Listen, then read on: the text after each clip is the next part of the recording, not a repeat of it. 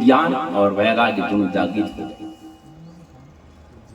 हम में भक्ति तो है, लेकिन गोविंद के कथा के अभाव में जीवन की व्यथा को दूर कौन करता है? केवल भगवान कृष्ण की कथा है। जब तक हम कृष्ण की, संसार क्या है? माया बाजार है। संसार माया बाजार है, और माया के पति कौन है? मैं माया रघुवीर की है। संसार माया है, और इस माया की पति भगवान कृष्ण है। मायापति कहा गया है उनको, और वही ब्रह्म है। हमने बहुत सारी चर्चा की इस पर, और फिर एक चर्चा कर रहे थे कि पूर्व काल में एक आत्मदेव नाम का एक परम ज्ञानी परम विद्वान ब्राह्मण था, लेकिन उनका कोई संतान नहीं था। ये महात्मा की कथा कल होनी चाहिए थी, लेकिन कल नहीं कर पाए। उसकी चर्चा करते हैं, फिर कथा में प्रवेश करते हैं। आत्मदेव परम ज्ञानी, भास्कर शास्त्री का उनको उपाधि प्राप्त था, लेकिन घर में संतान नहीं। पत्नी उल्टा कलह करने वाली, जिस घर में, देखिए कथा के द्वारा बहुत सारी छोटी छोटी बातों को हम अवलोकन करेंगे और उसको समझने का प्रयास करेंगे। जिस घर में पत्नी कलह करती है, स्त्री लक्ष्मी है, इसलिए तो क्या कहते हैं, इसलिए हम क्या कहते हैं उसको? धर्म पत्नी। धर्म पत्नी नहीं कहते। और धर्म पत्नी उल्टा हो जाए तो, कलह करे तो, चुगली करे तो, उस घर में कभी शांति नहीं हो सकती। बहुत कलह करती, और दूसरा घर में कोई संतान। आत्मदेव महाराज जो है बोले, यह जीवन किस काम का? यह जीवन किस काम का जहां कोई संतान ना हो, उसकी कोई गति नहीं होती। और आत्मदेव महाराज जो है कहां चले गए? वन को चले गए। मैं इस शरीर को छोड़ दूंगा। धिक जीवनम प्रजाहीनम धिक गृहम च प्रजाम बिना। उस पुरुष को धिक्कार है जिसका कोई घर में संतान ना, पुत्र ना हो।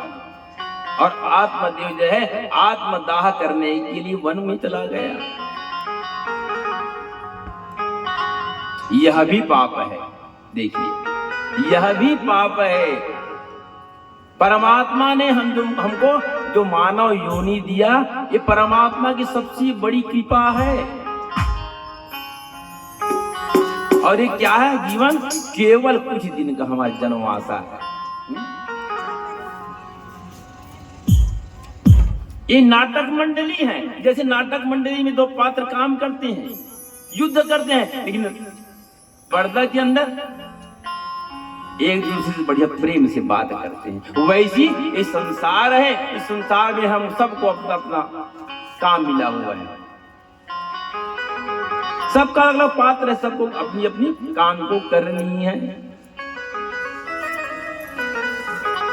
तो ईश्वर की कृपा से हमको जो जीवन मिला है, उस जीवन में सबसे बड़ा पाप कौन सा है? आत्मदाह करना, आत्महत्या करना। भगवान ने जो हमको कोटा दिया है, कोई व्यक्ति अगर 80 वर्ष का उम्र लेकर के आया है, देखिए कोई व्यक्ति जीव, अगर हम 80 वर्ष का उम्र लेकर के आए हैं, 50 साल 40 साल 60 वर्ष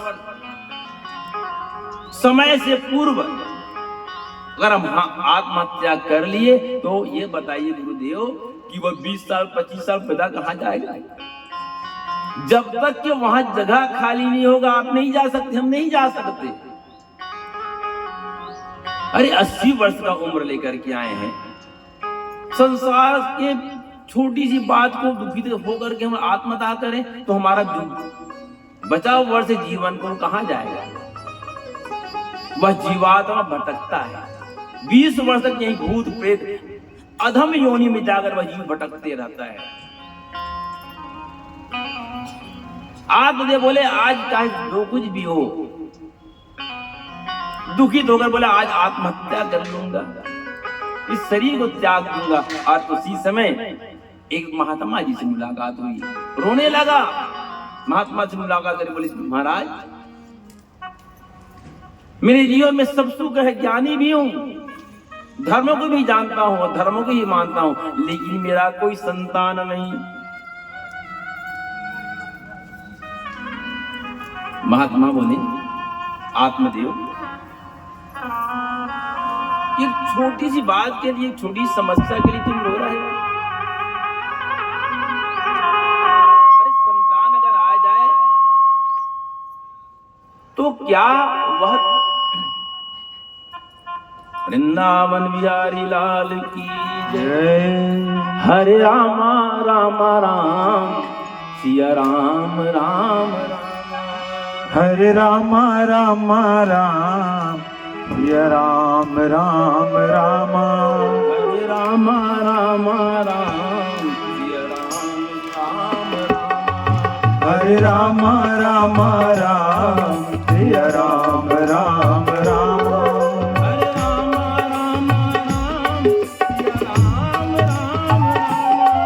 हरे रामा राम राम सिया राम राम राम।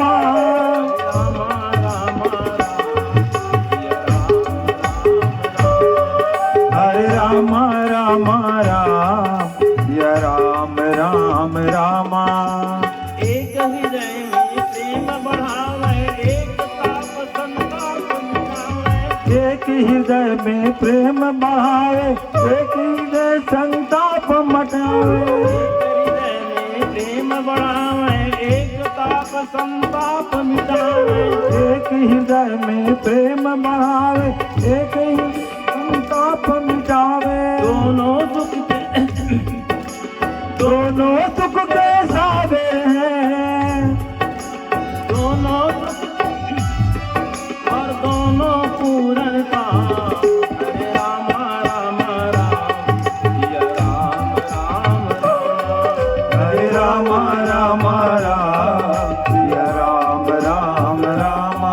हरे राम राम राम सिया राम राम राम। हरे राम राम राम सिया राम राम राम। हरे राम राम राम सिया राम राम राम। हरे राम राम राम सिया राम राम राम। वृंदावन बिहारी लाल। जय हो। महात्मा बोले, आत्मदेव मैं तुम्हारे भविष्य को देख रहा हूं। बोले, तुम तो एक जन्म की बात करते हो, तुम्हारे 7 जन्म में कोई संतान नहीं है, कोई पुत्र नहीं है। आत्मदेव बोले, महाराज मैं तो एक जीवन का एक जन्म का रोना रो रहा था और आपने मुझको 7 जन्म का पूरा लेखा जोखा बता दिया। बोले महाराज आप तो संत हो, संत हृदय नवनीत समाना। आप संत हो, अब आप मिल गए महाराज, आप मुझको कोई उपाय बताइए, अन्यथा मैं आपके पैर में, चरण में सिर पटक पटक के प्राण दे दूंगा। महात्मा परेशान हो गए, बोले ठीक, मैं तुमको एक फल देता हूं और इस फल को अपनी पत्नी को खिला देना, लेकिन इसके लिए कुछ उपाय है। बोले पत्नी को सरल, सहज, प्रेम, दया, धर्म सबका पालन करना पड़ेगा, एक आहार रहना पड़ेगा। आत्मदेव महाराज बड़ा आनंदित हुए और जाकर पत्नी से बोले कि उसकी पत्नी नाम है धुंधकारी। ए धुंधकारी, ए देवी, मुझको आज जो है मेरे जीवन का कर्म फल मिल गया, ये फल है, इसको तुम ग्रहण कर लो, सेवन कर लो, हमारे घर में एक पुत्र की प्राप्ति हो जाएगी। बड़ी चतुर थी धुंधकारी, धुंधली, उसकी पत्नी नाम धुंधली था। धुंधली बहुत चतुर थी। धुंधली बोली महाराज आपने सुंदर फल लाया है, तो इसके लिए मैं बड़ा स्नान, बढ़िया स्नान कर लूं, भगवान का ध्यान कर लूं, सेवन करूं। आत्मदेव उसकी बात पे आ गए। और उस फल को लेकर के वह धुंधली जो विचार करने लगी, इसको फल को खाऊंगी तो मेरा गर्भ बढ़ेगा, मेरी सुंदरता खराब हो जाएगी। आसपास पड़ोसन से चर्चा करने लगी कि बहन बता, जब कोई स्त्री गर्भ धारण करती है तो उनका स्वरूप बेडौल हो जाता है? बोले हो जाता है बहन। मन में नाना प्रकार को विचार करने लगी कि घर में आग लग गया, मेरा पेट बढ़ा रहेगा, मैं कमजोर हो जाऊंगी तो भागूंगी कैसे, कोई चोर आ गया तो कैसे भागूंगी।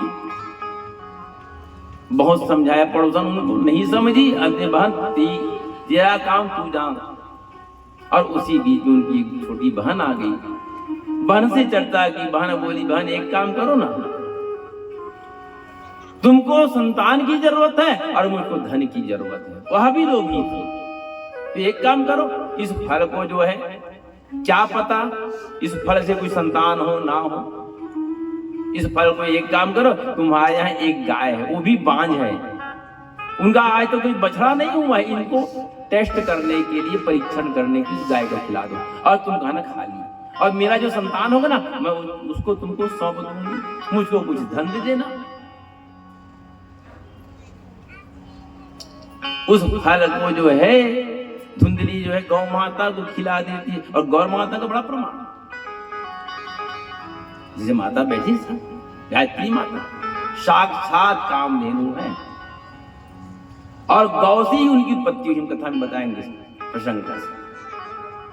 जीवन में कष्ट आ जाए, एक बात बिल्कुल ध्यान से सुनिए,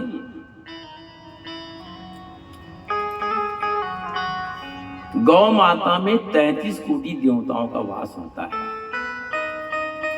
अब बोलेंगे 33 कोटि में 33 करोड़, 33 करोड़ नहीं, ईश्वर तो अनंत है, उनके अनंत स्वरूप है। कोटि माने प्रकार भी होता है, 33 प्रकार के देवताओं का वास जो है मां भगवती गौ माता के शरीर में रहता है। जीवन में कभी कष्ट आए देशमुख जी, बिल्कुल प्रमाणिक, आप गौ माता के कान में जाकर अपनी समस्या को रख दो, 24 घंटा 36 घंटा में आपका जो दुख है वह दूर हो जाएगा उसकी कृपा से। लेकिन गौ का सेवन करें तब, सेवा करें तो, ऐसा थोड़ी कि स्वार्थ के लिए ज्ञानी गाय का हमको गौ माता का सेवा करनी चाहिए। समय बदल गया, जिसको हम बाहर रखते थे वो अंदर है, और जिसको घर के अंदर रखते, आंगन में रखते थे वो बाहर है। गौ माता जो है बाहर घूम रही है और कुत्ता को घर में पाल ली है। जिसके घर में, घर के अंदर अगर कुत्ता का प्रवेश है, ऐसे घर में देवता और पितर दोनों वहां का जो प्रसाद ग्रहण नहीं करते, दोनों वहां का पूजा स्वीकार नहीं करते। हम नहीं कहते कि आप कुत्ता को मत पालिए, लेकिन उसका स्थान घर के बाहर है। गौ माता घर के आंगन में और कुत्ता घर के बाहर, लेकिन गौ माता बाहर है, कुत्ता अंदर है। जिसके घर के अंदर में, रसोई घर में, पूजन कक्ष के पास या घर के अंदर अगर प्रवेश कुत्ता कर लेता है, आप सबको याद होगा जब हम बचपन में कुत्ते के मलमूत्र को स्पर्श कर लेते थे, छू लेते थे या पैर में पड़ जाता था, हमारी मां नहला देती, कपड़ा सहित। जब गुरुदेव अब वो अंदर है, कुत्ते को स्पर्श करने से आदमी का जो है 1 वर्ष का पुण्य समाप्त हो जाता है। जहां रखें जगह तो ही समझ लो भाई, कुत्ते को स्पर्श करने से हमारे 1 वर्ष का पुण्य जो समाप्त हो जाता है। आप रोटी दो, भोजन दो, उनका वही स्थान है। गौ माता को खिला दिया और स्वांग रचने लगी कि हाँ आत्मदेव, हे स्वामी, मैंने ग्रहण कर लिया, मुझको लाभ भी हो रहा है बोले। और यथा समय जो है धुंधली की छोटी बहन का एक संतान हुआ, धुंधली को दे दी उनकी छोटी बहन, और अपने पति को कहने लगी, बोले आत्मदेव, हे पतिदेव, आज मुझको एक पुत्र की प्राप्ति हुई है। और उस पुत्र को लेकर के बड़ा उत्सव मनाया। आत्मदेव महाराज यथासमय उनका नाम संस्कार हुआ, जन्म संस्कार, उसका नाम संस्कार। धुंधली का ही देखो, मैंने इसको प्रसव की वेदना से जन्म दिया है, तो इसका नाम मैं रखूंगा। और नाम रखा गया धुंधकारी। ठीक है भाई। और कुछ समय के बाद उनके घर में वह गौ माता के घर 3 महीने के बाद वह गौ माता भी एक संतान को जन्म देती है। और बड़ा सुंदर बालक जन्म हुआ, उसका नाम रखा गया गौकर्ण। प्रेम गौकर्ण महाराज की जय। बड़ा सुंदर बालक था, उसके कान बड़े बड़े थे। कान जो है गाय के कान के समान, उसका नाम रखा गया गौकर्ण महाराज, परम ज्ञानी।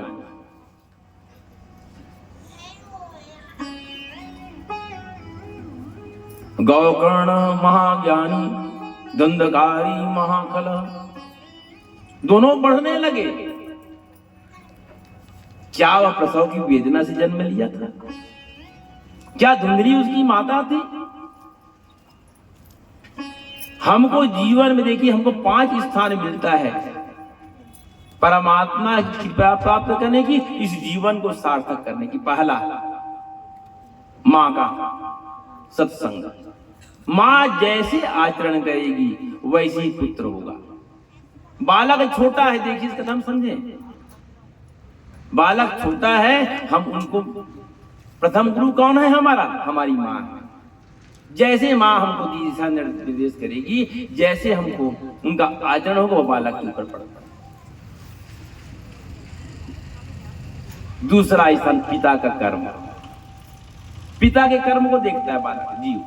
तीसरा स्थान जो होता है वह होता है मित्रों का सत्संग। जैसा मित्र तो ना, जैसे संगत वैसी अंगत है, वैसी रंगत। चौथा स्थान होता है पति पत्नी का स्थान। पति अच्छा है तो भी घर ठीक हो जाएगा, और पत्नी अगर अच्छी है तो वह घर भी जो है स्वस्थ और ठीक हो जाएगा। और 5वां स्थान होता है वो जहां हम बैठे हैं। हमको 4 स्थान पर अगर हमको सही सत्संग नहीं मिला तो 5वां स्थान है जहां हम आप बैठ करके ये भागवत ग्रंथ का ज्ञान का, ये इसको कहा गया सप्ताह ज्ञान यज्ञ। एक ज्ञान यज्ञ है, हम अपने शरीर में ज्ञान का आवाहन करें, ज्ञान का प्रादुर्भाव करें।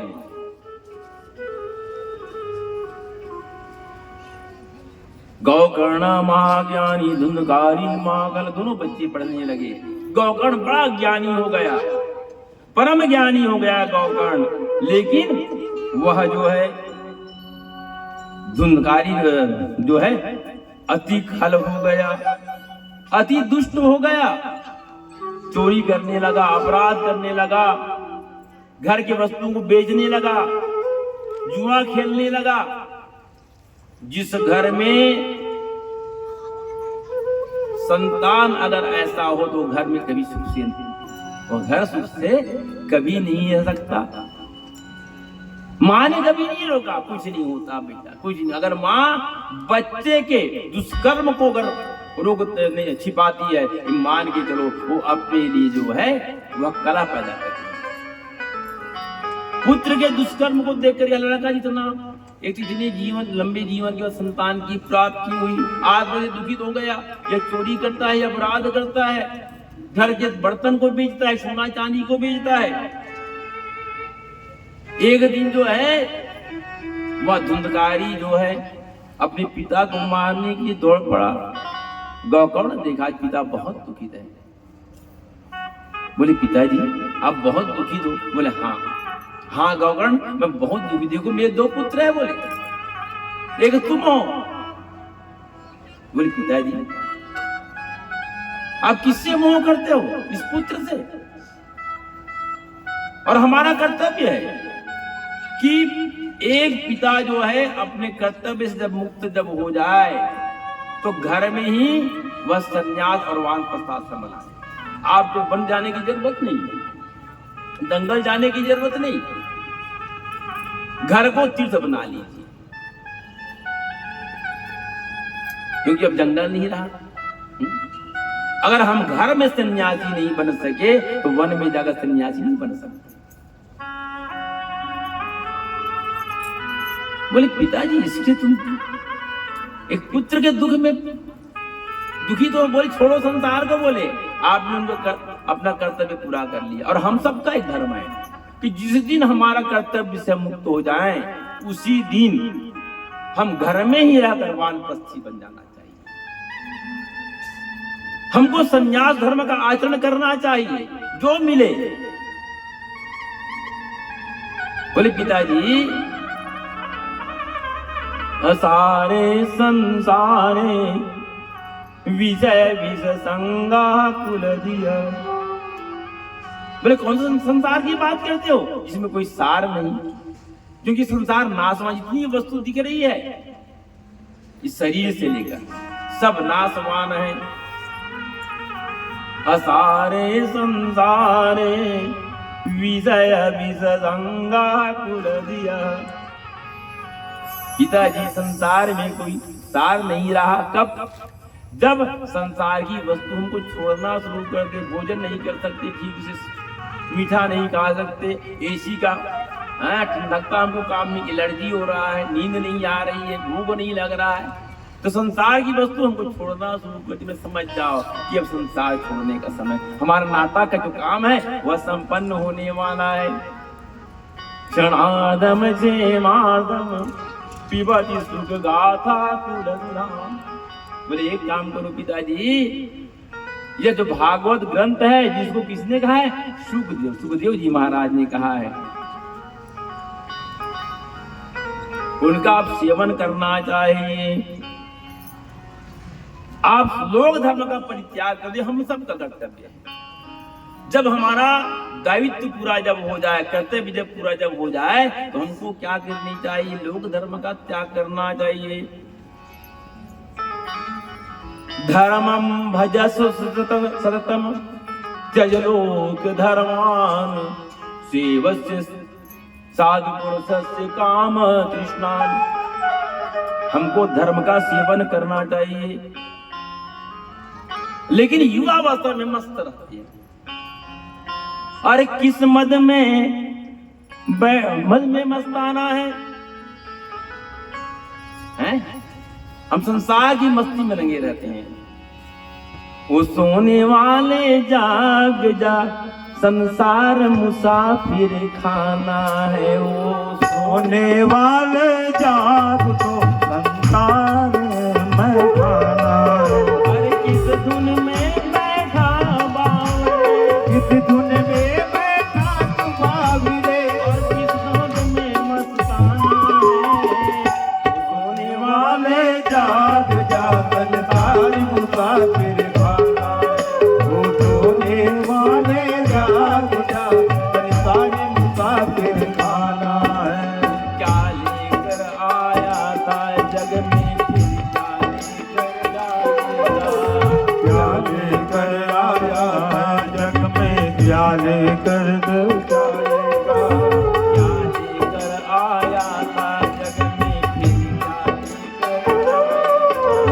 क्या लेकर आया था जग में, क्या लेकर जाएगा? अरे मुट्ठी बांधे आया जग में, मुट्ठी बांधे आया जग में, हाथ पसारे जाएगा। होने वाले जागया संसार होने वाले जाग तो संसार मुसाफिर खाना है। आगे जब आए, हमारा जन्म हुआ कैसे हुआ? मुट्ठी बंद था, और जब गए वह भी खाली। हम सबको जाना है। कोई आज गया, कोई कल गया, कोई आज गया, कोई कल भी गया। कोई आज गया, कोई कल गया। आज गया, कोई कल भी गया। कोई चंद रोज में जाएगा, कोई चंद रोज में जाएगा। कोई चंद रोज में जाएगा। कोई चंद रोज मौज में जाएगा। घर से निकल गया वो पंछी,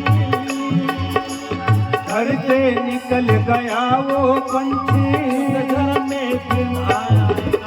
वो सोने वाले जाग जा, संसार मुसाफिर सोने वाले जाग उठो, संसार भागे खाना। सोने वाले संसार मुसाफिर, वो सोने वाले जाग जा, संसार मुसाफिर खाना। बोले पिताजी ये हम सब की कथा है। हम जगदीश को छोड़ते हैं और जगत को पकड़ते हैं। ना जगदीश को छोड़ा जा सकता, ना जगत को पकड़ा जा सकता है। लेकिन जैसे जैसे हमारा उम्र घटते जाता है, बढ़ता नहीं। हम जन्म से लेकर मृत्यु तक के मौत की ओर बढ़ती, जैसे जन्म हुआ हम मृत्यु के समीप पहुंचते जाते हैं। हम क्या कहते हैं, हम बहुत बड़े हो गए, नहीं, हम सब छोटे हो रहे हैं, हमारा उम्र कम हो रहा है। हमारा उम्र जैसी जन्म और मृत्यु का जन्म एक साथ होता है। हमारा जन्म क्यों हुआ है? मरने के लिए। लेकिन जन्म और जीवन के बीच में क्या है? जीवन है। तो जीवन की गति को कैसे बनाए? ताकि मृत्यु में आनंद आए, मौत का गम ना रहे। हम संसार को सब कुछ समझ सकते, यही संसार ही हमारा कुछ है। धन संचय करके शरीर वृद्ध हो रहा है, 60 वर्ष 70 वर्ष की उम्र हो गया, लेकिन धन के संचय से कितना घर बना लूं और क्या ले लूं, अरे ये सब नासमान है। हमारे लिए भी ऐसा नहीं है, हम भी आपके साथ शामिल हैं।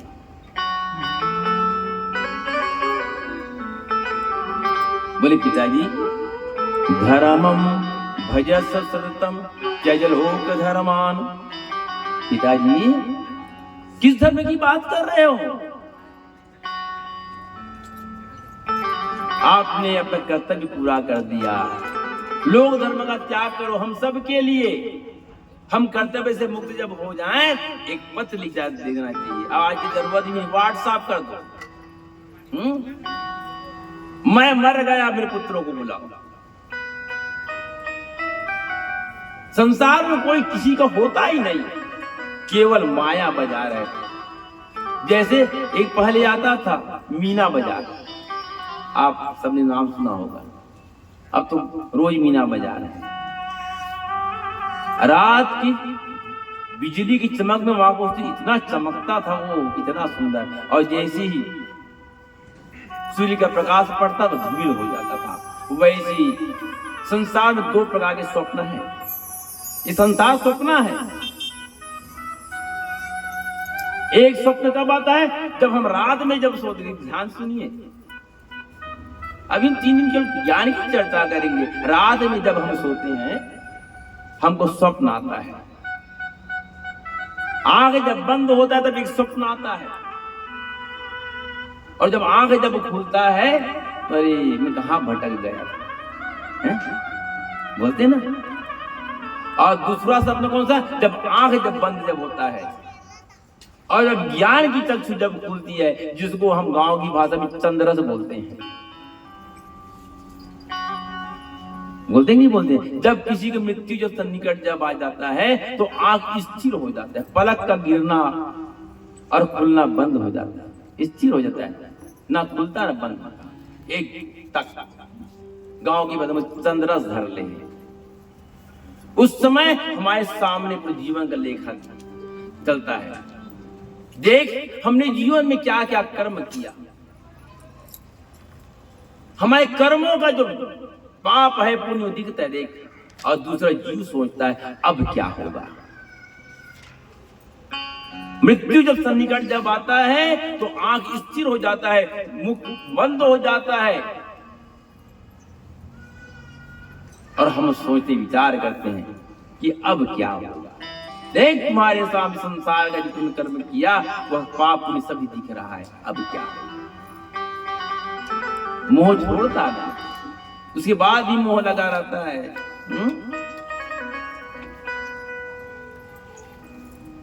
आत्मदेव महाराज आज पुत्र से ज्ञान प्राप्त किया। बेटा जब युवान जब हो जाए तो वह अपने पिता को भी ज्ञान दे सकता है। ये भागवत धर्म है हमारा। उसी समय पिताजी आत्मदेव महाराज जो है वन गमन गए और वहां भागवत धर्म का आचरण करते हुए परम गति की प्राप्ति की। अब गौकर्ण महाराज देखे यह भाई तो बड़ा उदंड है, यह मेरा जो भाई है धुंधकारी बड़ा उदंड हो गए। एक दिन वह अपनी माता को मारने के लिए उद्यत हो गया। गौकर्ण महाराज देखिए बोले अब यहाँ रहना भी ठीक नहीं, वह भी चला गया घर को छोड़कर। अब तो धुंधकारी और स्वतंत्र हो गया, न पिता रहा वो भी चला गया, भाई भी चला गया। गौकर्ण महाराज तीर्थाटन में चले गए। आज धुंधकारी जो स्वतंत्र हो गया। और एक दिन बाद बोले माँ घर में कितनी संपत्ति है, कहाँ घर की चाबी लाओ। ये हमारी आपकी कथा है। जब वृद्ध जब हो जाते हैं और हम सबके साथ होने वाला होता भी है और होगा, नहीं हुआ है तो जब वृद्ध जब हो जाते हैं तो बहुत सोचती है कि हाँ सास के पीछे धर के पीछे हुई। पुत्र सोचता है, बेटा सोचता है कि पिताजी पैसा छिपा कर रखे हैं। बोले पिताजी चाबी दो, घर की कुंजी हमको दो। अब क्या करोगे धन को, हम युवा हो गए, आप वृद्ध हो गए। धुंधकारी बोले माँ घर की चाबी मुझको दो। परेशान करने लगा।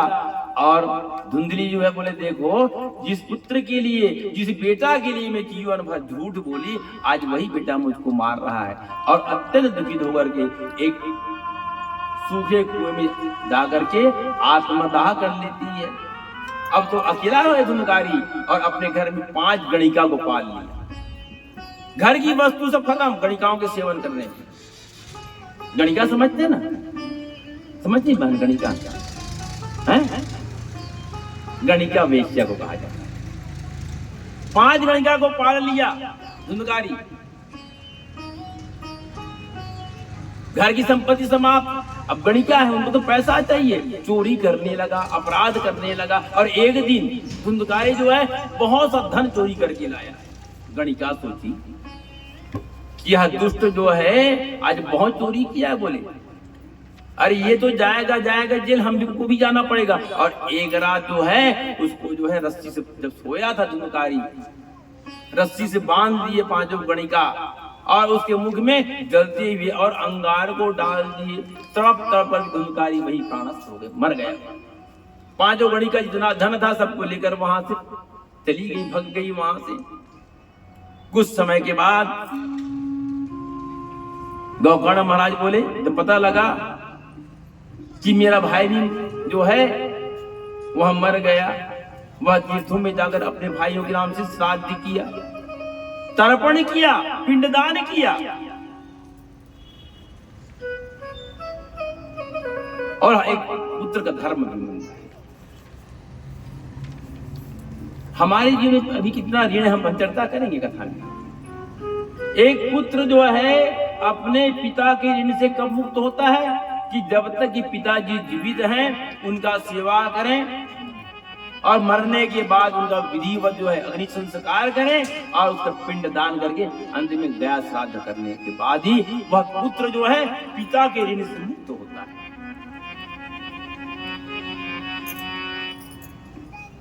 गौकर्ण महाराज का पिंड दान किया, तर्पण किया और एक दिन लौटकर अपने घर पे आए। रात्रि का समय था, कुछ स्थान को खाली किया, साथ ये घर पड़ा हुआ था। अब जब घर में जब कोई जब खाली जब रहता है ना तो उसमें भूत रहता है, ऐसे बोलते हैं। जिस घर में लंबा समय तक के कोई ना रहे तो वहां क्या होता है, भूत रहता है, ऐसे कहा जाता है। रात को वापस आया, घर अंधेरा पड़ा था, कुछ स्थान को साफ किया और रात को जब सोया तो उनको अजीब सी रोने की आवाज आई।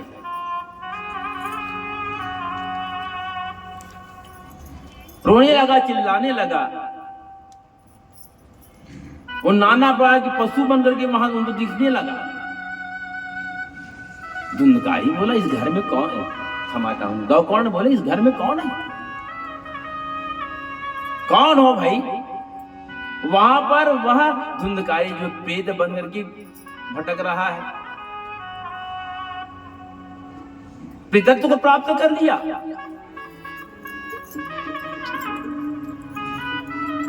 हाथ में जल लिया, भगवती गायत्री के मंत्र से उसको अभिमंत्रित किया जल को, और उस प्रेत भी धुंधकारी पर मार्जन कर देता है, और कुछ समय के लिए उनको बोलने की क्षमता आ गई। अहम भ्राता तुदीरस्तु धंधकारो नामत। बोले भैया अहम भ्राता तुदीरस्तु, मैं आपका भाई हूं और मेरा नाम धुंधकारी है। बोले धुंधकारी, मैं तो तुम्हारे लिए गया में श्राद्ध किया, तर्पण किया,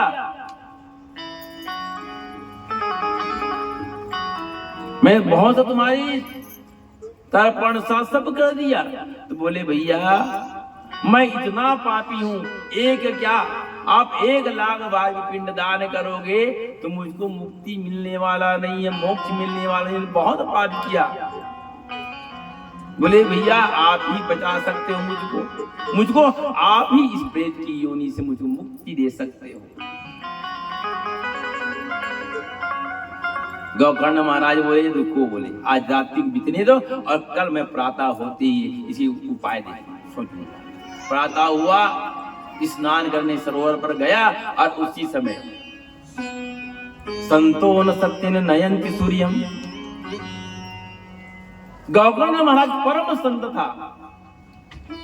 संतो न सत्यन नयंति सूर्यम, सूर्य की गति को रोक दिया। बोले श्री नारायण, मेरा भाई जो है प्रेतत्व को प्राप्त कर लिया, प्रेत योनि में आ गया है, उनकी मुक्ति क्या होगी।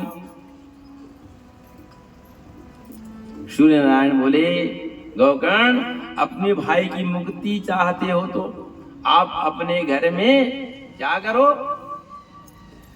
श्रीमद् भागवत ज्ञान यज्ञ सप्ताह का आयोजन करिए। बोले सप्ताह यज्ञ है और हम सबका जीवन भी 7 दिन का ही है। रविवार से लेकर शनिवार तक 7 दिन ही होता है, और इन 7 दिनों में हमको एक मृत्यु होनी है। 7वां में कोई 8वां दिन नहीं है, इसीलिए ये हमारा आपका ज्ञान यज्ञ है। अपने भाई की मुक्ति के लिए श्रीमद् भागवत ज्ञान यज्ञ सप्ताह का आप आयोजन करिए।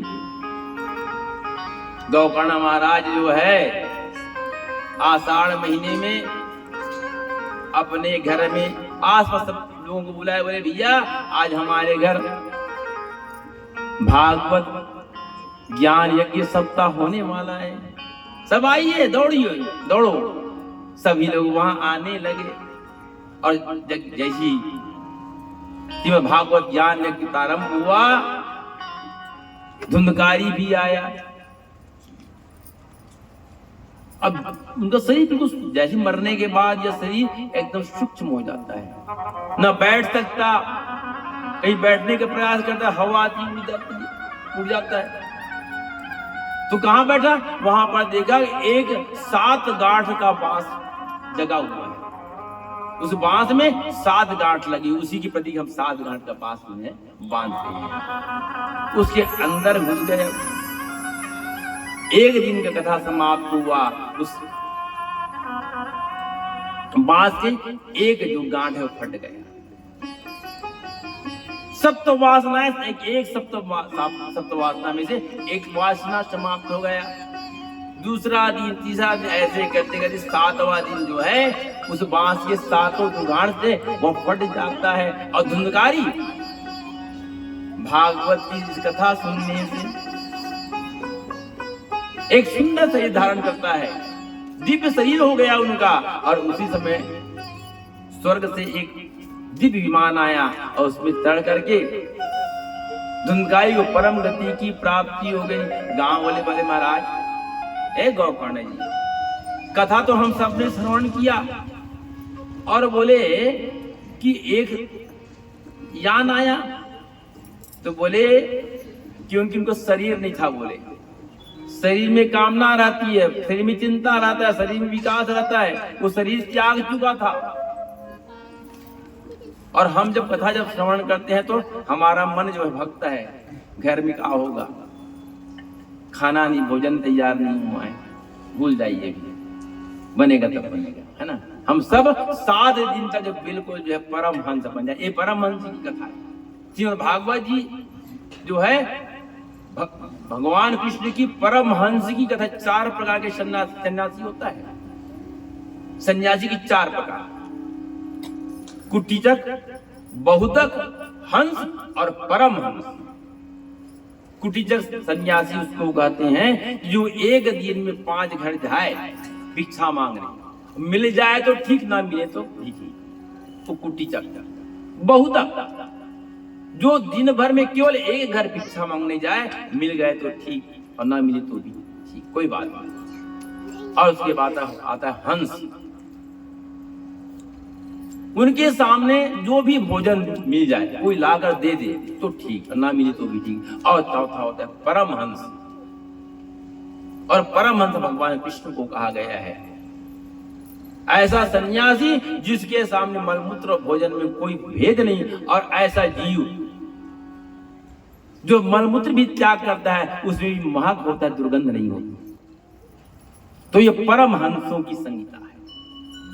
हम 7 दिन तक, आज से 7 दिन में परमहंस बन जाएं। घर का दुख, घर का सुख, घर का मोह, धन का मोह, पुत्र का मोह, ये सबको भूल जाएं।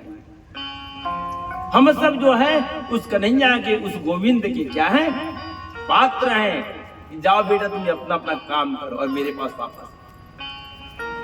जैसे एक माँ अपने बच्चे को स्कूल भेजती है? एक माँ अपने बच्चे को जब स्कूल भेजती है, शाम का जब समय जब होता है, संध्या काल जब होता है, तो माँ इंतजार करती है, बेटा स्कूल से आता होगा, लौट रहा होगा। माँ बड़ा बेबसी से, बड़ा प्रेम से उसका इंतजार करती है। उसी प्रकार हम उस परमात्मा के पास जाएं, उस परम ब्रह्म से हम यहाँ पर काम करने के लिए आए हैं। तो भगवान भी सोचते हैं कि अब उनका काम पूरा हो गया, मेरा बेटा जो है वापस आएगा, भटके मत। जैसे कि बालक जब भटक जाता है तो माँ दुखी तो हो जाती है कि आज मेरा बेटा अभी तक कैसे नहीं आया, पुत्र कैसे नहीं आया। उसी प्रकार वो परम पिता है। इस संसार में हम सत्कर्म करने के लिए आए हैं। हम इस संसार में सत्कर्म करने के लिए आए हैं, और हम सत्कर्म से अगर भटक गए तो हम वहां नहीं पहुंच पाते। परम पिता परमात्मा दुखी तो हो जाते हैं। आज पुत्र जो भग गए, जीवन उनका जो है, जीवन और मृत्यु दोनों नष्ट हो गए। इसलिए हमने कल भी चर्चा किया कि हमको परमात्मा की कृपा से मानव जो योनि मिला है, उसका उपयोग इस जीवन में करें, ताकि जन्म और मृत्यु का जो चक्र है उससे हम मुक्त हो जाएं, हम मोक्षार्थी बन जाएं, हम उस परम तत्व में मिल जाएं। गांव वाले बोले, भगवान महाराज हमने भी कथा सुना, बोले आपका ध्यान कथा में नहीं था। जनित रहता है कथा कब संपन्न होगा, अभी शुरू हुआ है, 5 बजे 6 बजे संपन्न होगा, है? घर में क्या हो रहा होगा छोड़िए सब। बोले महाराज अब जो हम मन और चित्त लगा करके भगवान की कथा का श्रवण करेंगे, फिर आयोजन करिए। आषाढ़ के बाद पुनः जो है वहां गौकर्ण महाराज के द्वारा फिर गांव वाले लोग आए, फिर सप्ताह ज्ञान यज्ञ संपन्न हुआ, और सभी लोगों के लिए दिव्यमान आया, और सभी जो परम गति को प्राप्त हुए। इस प्रकार यह श्रीमद् भागवत महापुराण की गौकर्ण की महात्मा कथा है। और यह कथा किसने गाया है? इस कथा का उल्लेख जो है पद्म पुराण में 6 अध्याय में है। ये हमने संक्षिप्त में चर्चा किया महात्मा कथा की। अब जो भागवत धर्म का आयोजन करता है, इस सप्ताह ज्ञान का आयोजन करता है, उसके लिए नियम, हमारे लिए क्या नियम होना चाहिए, आपके लिए भी हमारे लिए भी। प्रथम बात, हमको परीक्षित बन करके कथा श्रवण करना चाहिए। कैसे परीक्षित? हमारा जीवन जो है पर के इच्छा से कर रहा है। हमको पता है क्या कि कब हमारी मृत्यु होगी, तो उनकी इच्छा है, तो उनको भूल जाए। एक समय भोजन करना चाहिए। कथा के दौरान जो अल्प भोजन करें ताकि भूख भी ना लगे और जो है निद्रा भी ना आए, प्रमाद भी ना आए। अल्प भोजन करें ताकि शरीर भी चले और उसमें भी जो कोई प्रमाद विकार नहीं आनी चाहिए। तीसरी बात, लहसुन, प्याज, मूली, बैगन, उड़द, गाजर और कम से कम 4-5 छोड़ना ही चाहिए। लहसुन, प्याज, उड़द, गाजर, मसूर, इन वस्तु को सेवन नहीं करना चाहिए। ब्रह्मचर्य का पालन करना चाहिए। एक समय भोजन करना चाहिए और हो सके जो है भूमि में शयन करना चाहिए। अगर हो सके तो, ऐसा नहीं शरीर माध्यम खल धर्म साधनम, शरीर है तो संसार है, इसलिए अपने शरीर के अनुसार जो है उपवास व्रत करना चाहिए। हमारा शरीर चल रहा है, कोई दवाई खा रहा है तो भोजन करना आवश्यक है, नाश्ता करनी आवश्यक है, तो उनका भी ध्यान रखना आवश्यक है।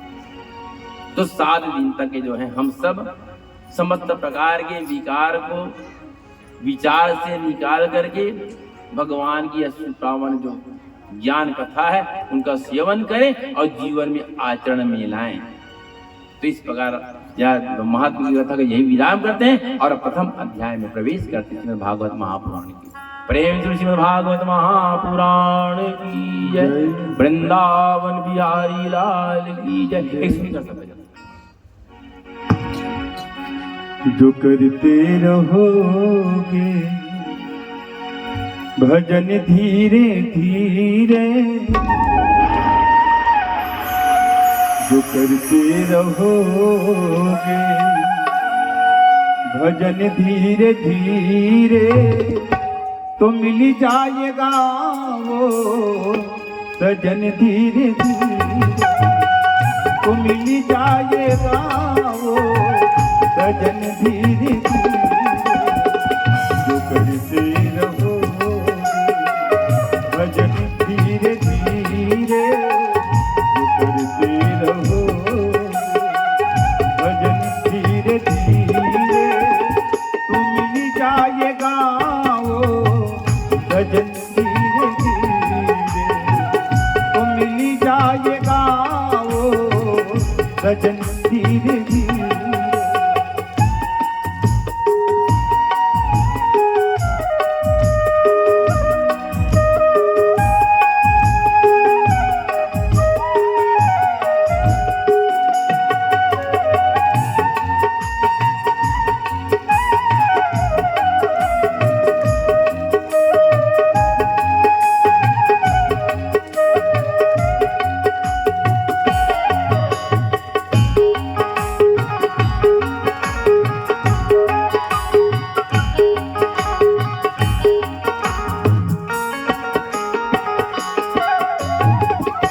गरीब नित नीली दिल में तमन्ना, गरीब नित नीली दिल में तमन्ना, दिल में तमन्ना, करूँ तुझ अंत करण धीरे धीरे, करूँ तुझ अंत करण धीरे धीरे, तो मिल जाएगा वो सजन धीरे धीरे, तो मिल जाएगा वो सजन धीरे धीरे।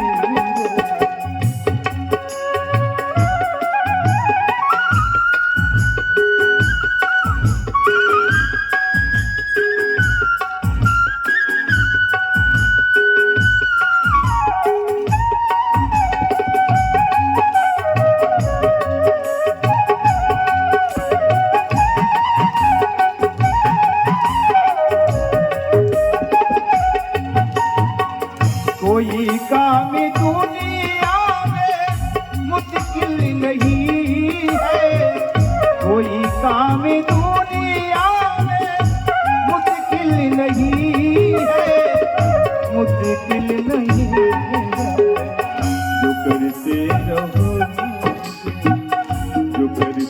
रहोगे यतन धीरे धीरे तो मिल जाएगा वो सजन धीरे धीरे तो मिल जाएगा वो सजन धीरे धीरे जो करते रहोगे भजन धीरे धीरे जो करते रहोगे भजन धीरे धीरे तो मिल जाएगा वो सजन धीरे धीरे तो मिल जाएगा वो सजन धीरे धीरे तो मिल जाएगा वो सजन धीरे धीरे तो मिल जाएगा वो सजन धीरे धीरे।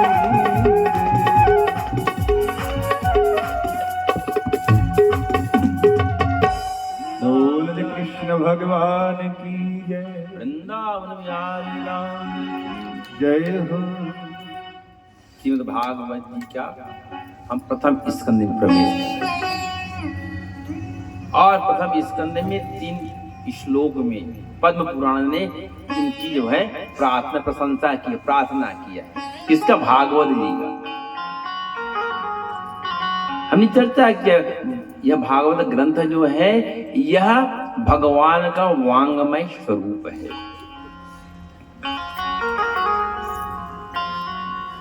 यह भगवान कृष्ण है, साक्षात परब्रह्म है, जो सृष्टि का निर्माण करते हैं, संसार का निर्माण करते हैं, स्थिर रखते हैं और समय अनुसार उनका जो है प्रलय भी कर देते हैं। अभी तो कलयुग चल रहा है, प्रथम चरण है। अभी 4 युग में चौथा चरण जो है, 4 युग में चौथा युग जो है कलयुग है। कलयुग का उम्र कितना है? 4,32,000 वर्ष। और इस 4,32,000 वर्ष में जो है अभी केवल 5,125 वर्ष बीता है। माने कलयुग अभी शिशु है, छोटा है, बालक भी नहीं बना, अभी शिशु है, वो दुग्धपान कर रहा है। तब तो संसार की ये गति है। आगे क्या होगा?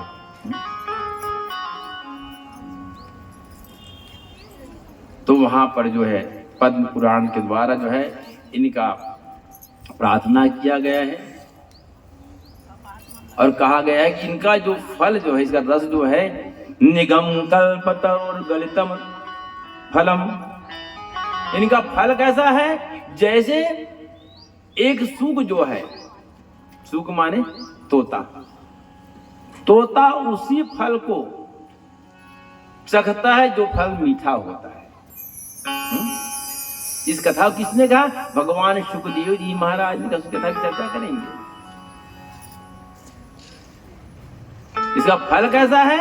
जैसे एक सूग जो है एक फल को चोट मारता है, उसी फल को चोट मारता है, खाता है, जो फल जो मीठा होता है, उसी प्रकार यह भी जो फल जो है सुखदेव भगवान के द्वारा क्या कहा गया, यह ज्ञान यज्ञ का फल है। इसमें क्या है?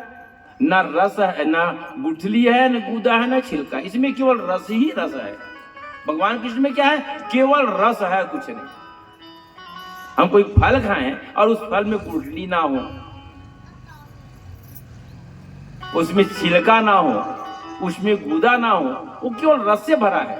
ऐसा कोई फल है क्या? भाई फल है तो उसके अंदर गुठली भी होगी, उसमें गूदा भी होगा, उसका छिलका भी होगा, लेकिन भागवत का फल कैसा है? जिसमें ना गुठली है, ना गूदा है और ना उसमें कोई बाहरी परत है, छिलका है।